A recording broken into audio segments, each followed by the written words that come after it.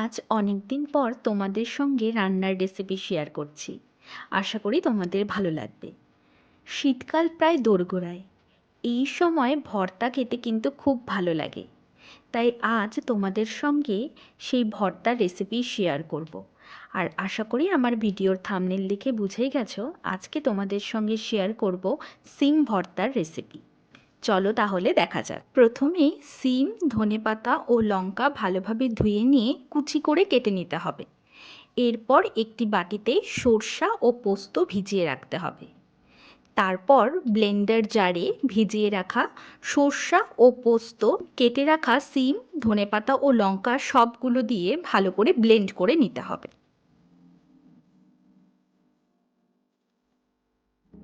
তারপর কড়াইতে তেল গরম করে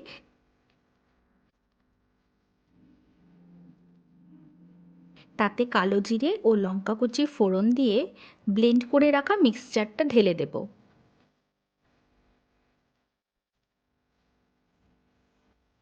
মধ্যে হলুদ ও লবণ দিয়ে ভালোভাবে কষিয়ে নেব।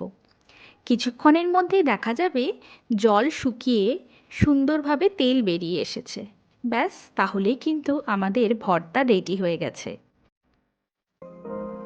ভিডিওটা ভালো লেগে থাকলে লাইক, কমেন্ট এবং শেয়ার করতে কিন্তু ভুলো না।